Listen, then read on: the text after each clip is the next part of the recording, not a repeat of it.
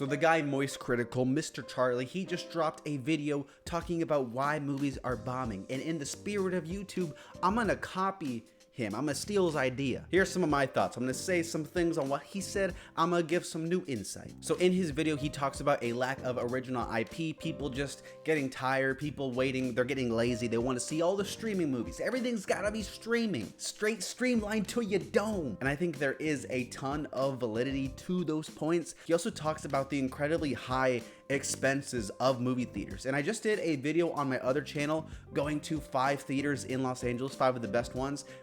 And yeah, they were hella expensive. In fact, the New Beverly Cinema, which is owned by Quentin Tarantino, I think that is an amazing theater.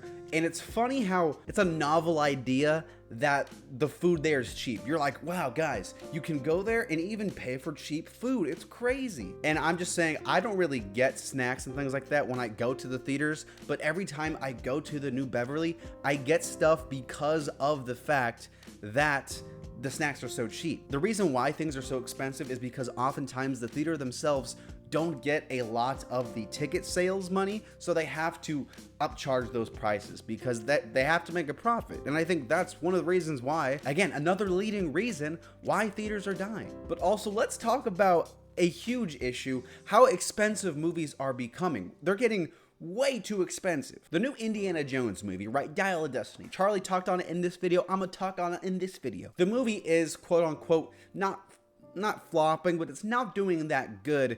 This movie, insanely expensive. It's like 350 million plus all the marketing. That's like another 100 million. That's insane. That's hard for any movie to hit. Going into a franchise and continuing into something that was not received too well the last time we did an installment, that's a really tough task. A movie like Avatar: The Way of Water, they were able to pull that off, but it's not because everyone just loves Avatar that much. James Cameron, he knows what he's doing. He gave people a reason to go to the movies. He said, hey, this is gonna be the best looking movie ever created, and it's gonna look the best on the best screen. People are gonna wanna go see that. People are gonna pay for the premium formats. They want to see that. They had a reason, all the normies, to go see it. I think that for some reason we have this obsession with the superhero genre and those big sci-fis, all those big movies. Why are we aiming so high? Why are we making these huge, expensive things?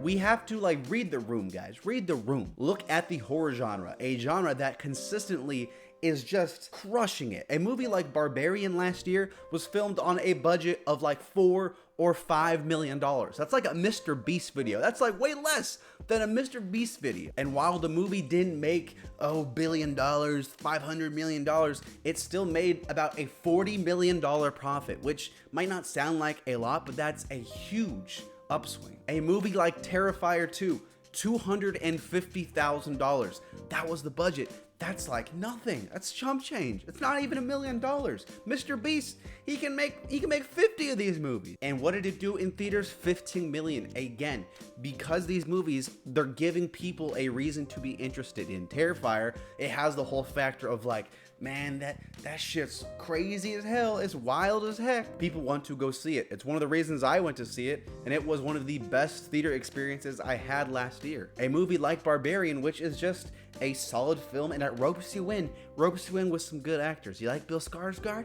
Then get your ass over here. He's in this one. He's pretty good. Good word of mouth, people talking about it. Is this not like the norm? You know, why do we have to make these 200 million sci-fi films that people don't have a reason to go see? We have such a strong abundance of those big, like, I want to say AAA films, but it's not video games, but like, you know what I mean. Why do we have to make those big, huge, crazy budget films when we can just make smaller things, more character-driven things? Again, you might not get the billion-dollar movie, but you'll make a profit. Start there, establish an audience, learn what works, and just build from that. I think that's why Everything Everywhere at Once worked so well. A movie that, again, the budget was not insane, but it was just a damn good movie. It had the return, the reunion of Ke Huy Quan.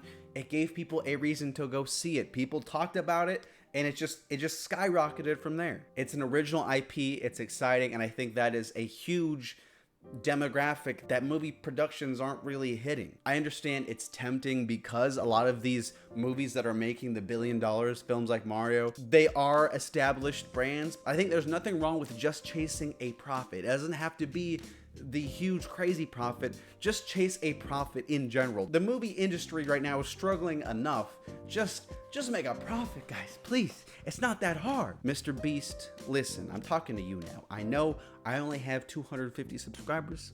Forget about that. We're not talking about that right now.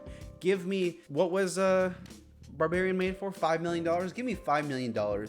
I'll throw the Venmo down in the description. And, you know, send me some cash. I'll make you a movie. I'll make a profit. Light work. I got you. Check out Moist Critical's video in the comments below. I'm assuming you watched it if you're watching this, but who cares? It's a good video.